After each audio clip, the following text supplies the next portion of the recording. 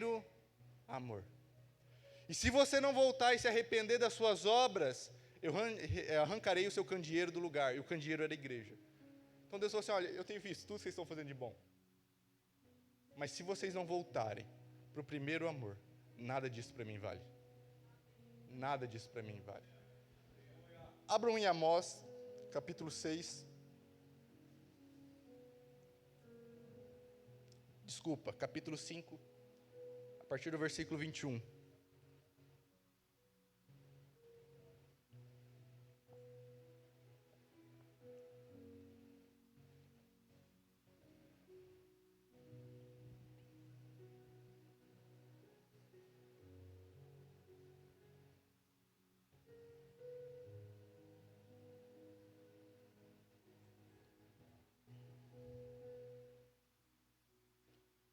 Diz bem assim: aborreço, desprezo as vossas festas e as vossas solenes assembleias. Não tenho prazer nenhum. E ainda que me ofereças holocaustos e vossas ofertas de manjares, não me agradarei deles, nem atentarei para as ofertas pacíficas de vossos animais cevados. Afasta de mim o estrépito dos seus cânticos, porque não ouvirei mais as melodias das tuas liras.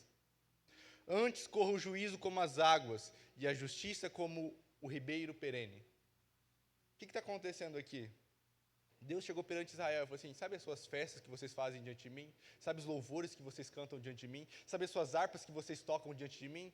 Eu desprezo elas. Eu não aguento elas. E ele fala assim, por que ali no versículo final? Porque eu quero que o quê? Corra juízo e justiça como ribeiros e impetuoso. Deus falou assim, olha, eu quero ver seu coração. Eu quero ver a justiça. Minha justiça no seu coração. Eu quero ver você andando corretamente. Eu quero ver realmente você, se você me ama. Não importa o quanto você está cantando para mim. Não importa o quanto você está diante do povo falando assim, nossa, eu te amo, Senhor. Se no íntimo, se realmente no seu coração, você não me trata com honra. Deus está olhando para o coração do homem. Ele está procurando no coração do homem se realmente existe honra ali dentro. Se realmente existe um coração que está quebrantado diante dele. Se realmente está alguém que realmente busca ao Senhor. A Bíblia diz que Deus passou os olhos por toda a terra procurando um homem. Um único homem que buscasse o Senhor. E ele não achou nenhum. Por isso que ele trouxe o próprio Jesus. Por isso que foi necessário Cristo vir naquela cruz. E a principal característica que nós vemos na vida de Jesus era uma vida de oração. E ele falava assim, eu não vim fazer a minha vontade, mas a vontade do Pai. Todas as palavras que eu falo é a palavra que o Pai fala, e não eu. Eu só faço o que o Pai me manda. Essa era a característica da vida de Jesus. Eu vim para seguir aquilo que o Pai me mandou. Eu faço a vontade do Pai. A questão é, se nós entregamos nossa vida para Jesus, e nós entregamos tudo o que nós temos a Ele, e Ele se tornou nosso Senhor, o nosso dono, por que a nossa vida, nós ainda tomamos certas escolhas para nós? Certas escolhas que não, é para mim isso daqui. E tiramos Deus, muitas vezes, das nossas escolhas. E a gente não primeiro busca Ele, fala assim, o que o Senhor quer que eu faça? Porque eu não estou aqui mais para fazer a minha vontade. Eu não procuro mais o meu querer. Eu procuro a sua vontade. Irmãos, existe uma grande mudança na vida. A partir do momento que o homem que entende isso, onde ele não mais procura a sua vontade, onde ele procura a vontade do Pai. A vida de oração, irmãos, não é um lugar onde a gente vai mudar a Deus, ou a gente vai convencer a Deus a fazer algo para nós. Muito pelo contrário, a vida de oração é um lugar onde Deus vai mudar a gente, onde Deus vai transformar nós. Esse é o objetivo da oração. Se a gente não entrar na oração entendendo esse propósito, que quem vai ser mudado aqui sou eu, para que então eu possa assumir o lugar que Deus me chamou, a gente vai viver sempre tentando convencer, ou bravo, ou brigando com Deus, em uma luta com Deus, esperando que Deus vai fazer algo por nós, mas Deus está esperando o que a gente vai fazer diante dele. Deus está esperando uma resposta nossa, e não é nós que temos que esperar uma resposta de Deus. A gente passa em quem está aqui esperando a resposta de Deus? Não é você que tem que esperar uma resposta de Deus, é Deus que está esperando uma resposta de você. Porque a partir do momento que nós damos uma resposta, a gente vai ver uma resposta de Deus. Deus, ele reage conforme as nossas atitudes. Lá em Salmos diz assim, ao justo Deus se mostrará justo, ao santo Deus se mostrará santo, ou íntegro. mas ao orgulhoso ele se mostrará contrário. A questão é, conforme você age com Deus, Deus vai agir com você. Deus, ele reage à sua forma de agir. Amém? Lá em Salmos 51 diz bem assim: pois não desejas sacrifícios, senão eu os daria. Tu não te deleitas em holocaustos. Os sacrifícios para Deus são um espírito quebrantado e um coração quebrantado e contrito. Não desprezarás, ó Deus. Faze o bem, ó Sião, segundo a tua boa vontade. Edifica os muros de Jerusalém. Então te agradará dos sacrifícios de justiça, dos holocaustos e das ofertas queimadas. Então se oferecerão novilhos sobre o teu altar.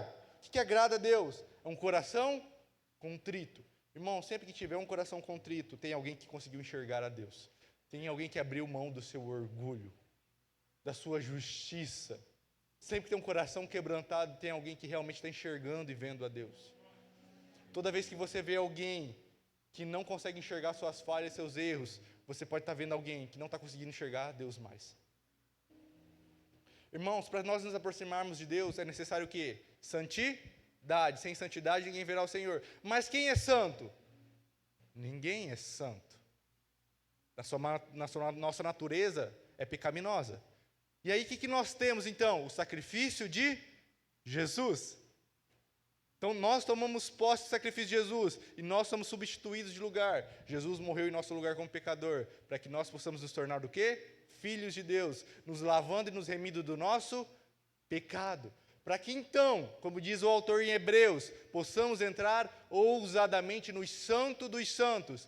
Quem que entrava no Santo dos Santos? O sumo sacerdote, uma vez por ano, para apresentar uma oferta ilibada para os seus pecados e pelo pecado do povo, uma vez por ano. Mas Jesus, no seu sacrifício, um único sacrifício, nos deu a oportunidade de poder entrar no Santo dos Santos ousadamente quando nós quisermos. Essa é a maior promessa da Bíblia. Nós podemos ter acesso a Deus. E a partir de agora nós recebemos o quê? O Espírito de Deus. Irmãos, Jesus fala assim, olha, não saiam de Jerusalém até que o Espírito caia sobre vós, o Espírito venha sobre vós. A grande questão é que a gente tem que ter perseverança na nossa vida. Uma vida de oração e de busca, até que num dia comum, o Espírito Santo vai cair sobre nós.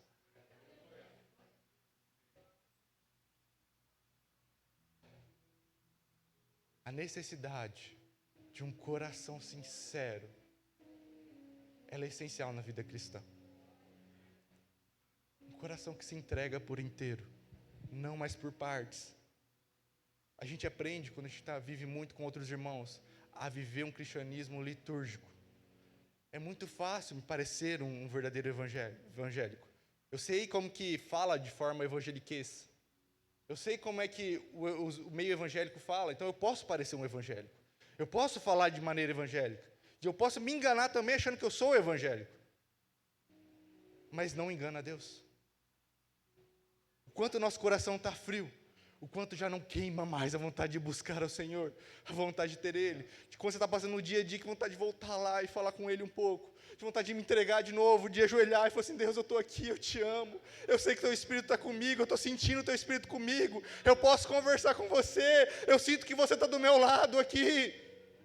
Esse é o Evangelho, essa é a beleza do Evangelho, é se relacionar com o Espírito Santo, é ter um relacionamento íntimo e profundo com Deus. Mas às vezes a gente está tanto correndo atrás das coisas desse mundo, e a gente está bravo com Deus porque Deus não está fazendo as nossas coisas. A gente largou Deus para trás, falou assim, Deus, você não está fazendo aquilo que eu quero. A gente se tornou crianças mimadas. E Deus tem que falar assim, enquanto você não voltar, eu não vou agir. Enquanto você não voltar para o lugar que eu te chamei, enquanto você não construir o altar no secreto, no rio onde ninguém vai enxergar, onde ninguém está vendo, onde você não vai receber glória nenhuma, onde ninguém vai te aplaudir, onde você não vai estar vendo recompensa nenhuma exterior, aí então eu posso te ajudar, aí então eu estarei com você. Deus é um Deus que reage às nossas atitudes.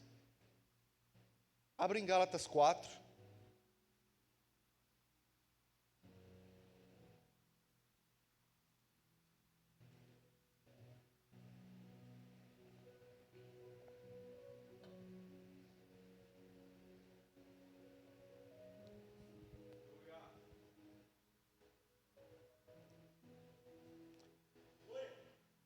gente vai ler do versículo 1 até o 7.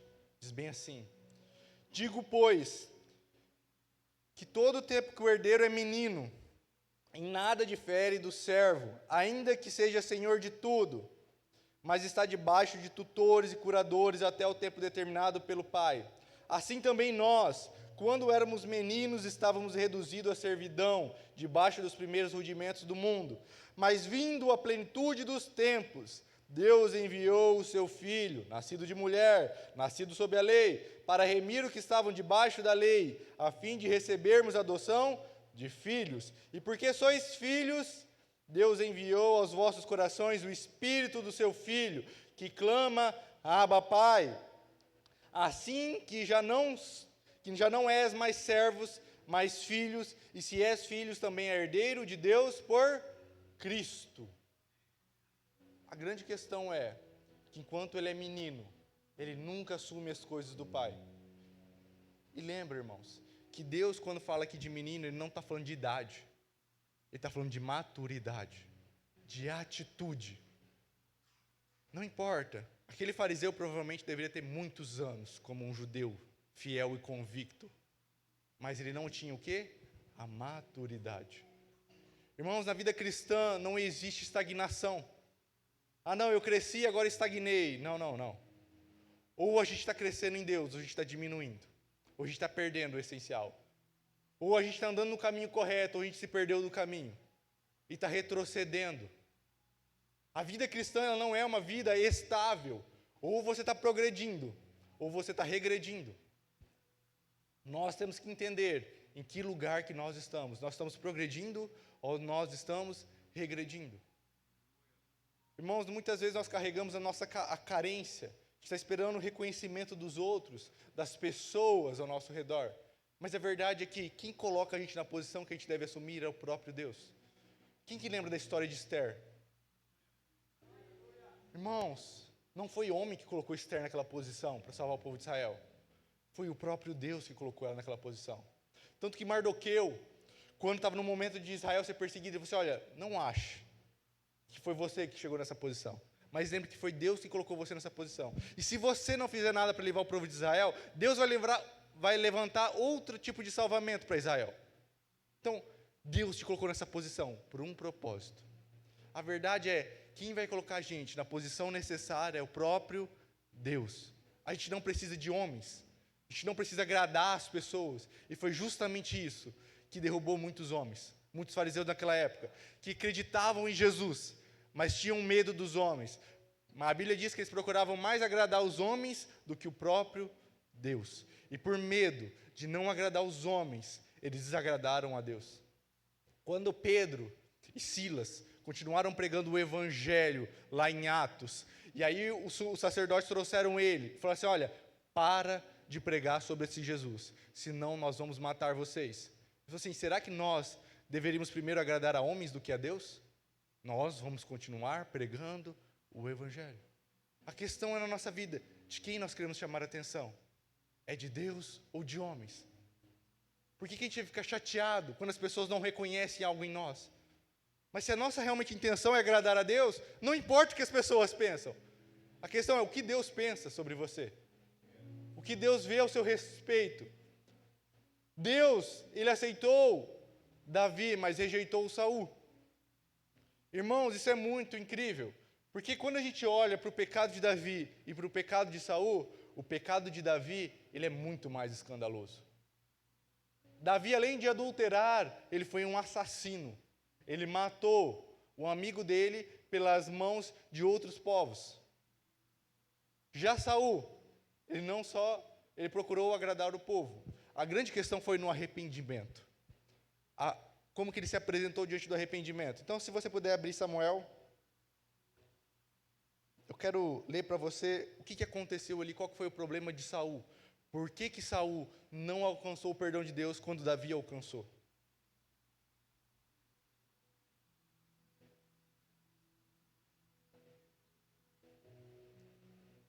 1 Samuel 15, versículo 24.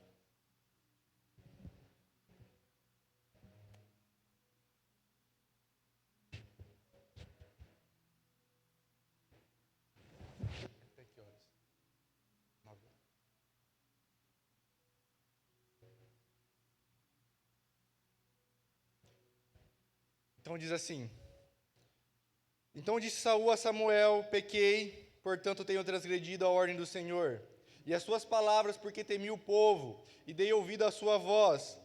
Agora, pois, rogo-te, perdoa o meu pecado e volta comigo, para que adore o Senhor. Porém Samuel disse a Saul: Não voltarei contigo, portanto rejeitaste a palavra do Senhor. Já te rejeitou o Senhor, para que não sejas rei sobre Israel. E virando-se Samuel para ir, ele lhe pegou pela orla da capa e rasgou. Então Samuel lhe disse: O Senhor tem rasgado de ti hoje o teu reino de Israel, e tem dado ao teu próximo melhor do que tu.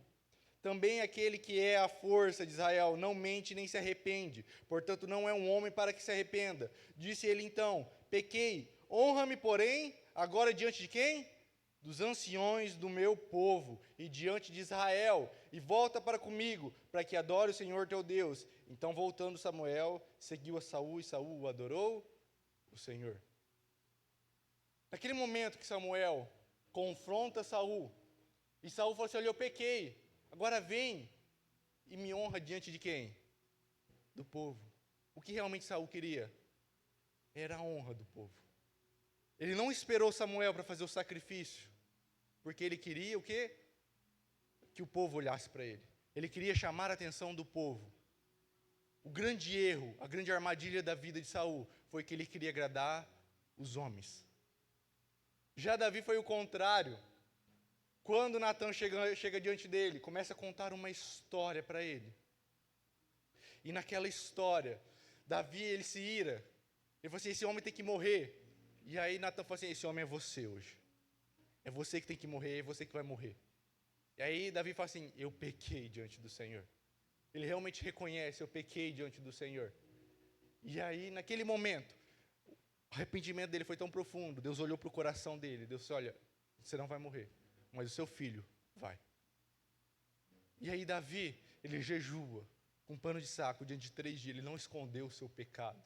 Em nenhum momento, ele não ficou com raiva de Natan. Ele não falou assim: Natan, me honra diante do povo. Tá bom, eu pequei. Tá bom que vamos disfarçar, vamos colocar um pano sobre isso. E agora vamos lá diante do povo e você me honra. Vamos fingir que essa história não aconteceu. Não, não. Ele se expõe. O que Deus espera de nós é um coração exposto. Não adianta a gente fazer aquela oração bonita. Ó Senhor, Deus, a glória, maravilhoso e tudo. Se nosso coração não existe sinceridade, se o nosso coração não está exposto diante do Senhor, se a gente não abre e fala a verdade do que está acontecendo aqui, se a gente não expõe nossos sentimentos, nossas emoções diante do Senhor, é isso que Deus espera de nós. Irmão, se você puder ficar de pé.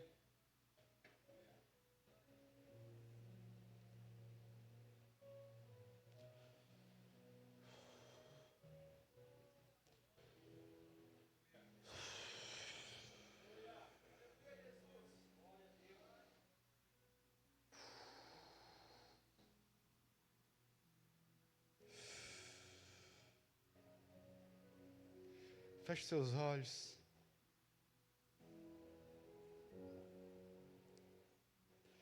Quero agora que você faça a oração mais sincera diante de Deus. Aquilo que você tem tentado, você tem visto que você está errando, que você está deixando de lado. As armadilhas que você caiu. Todos nós caímos, irmãos. O arrependimento tem que ser diário. O lugar de onde você saiu. Se você não sente mais que você está no primeiro amor, quero que você exponha e abra o seu coração diante de Deus. Com a maior sinceridade, a oração mais sincera que você já fez na sua vida. Comece a abrir agora sua boca. Comece a expor diante de Deus.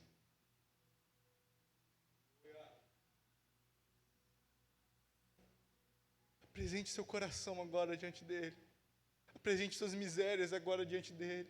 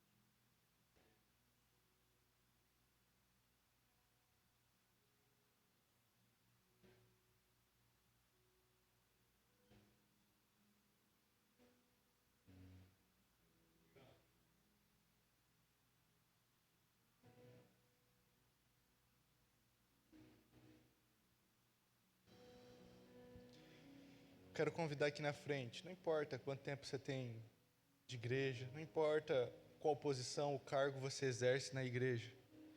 Quero convidar na frente agora. Se você entende que tem um lugar para você entrar em Deus ainda, tem um lugar mais profundo para você acessar em Deus, que você de alguma forma se perdeu no meio do caminho. Os pastores vão estar aqui orando por você. Por favor, eu convido você aqui na frente agora. Um coração sincero, já não mais escondendo nada, já não mais querendo viver de uma forma litúrgica, mas de uma forma sincera.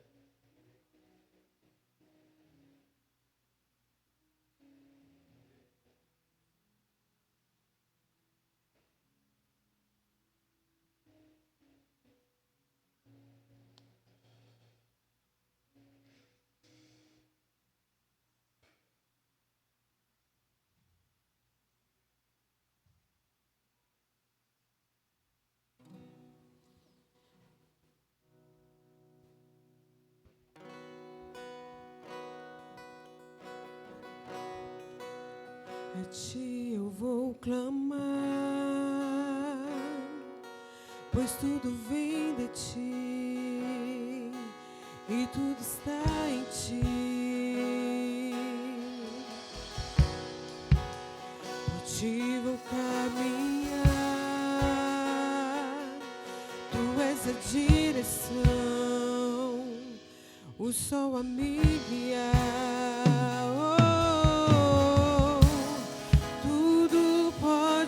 Passar, seu amor jamais me deixará. Sempre há de existir novo amanhã preparado pra mim.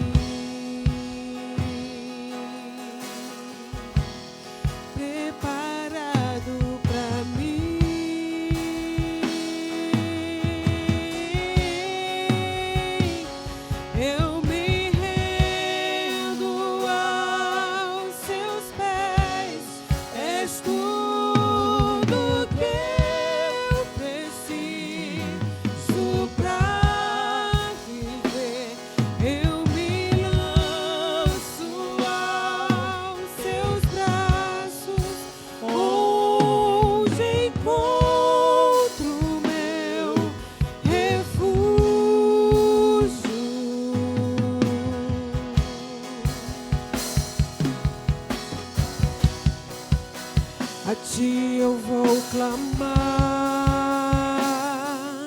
pois tudo vem de ti e tudo está em ti. Por ti vou caminhar, tu és a direção, o sol a me guiar.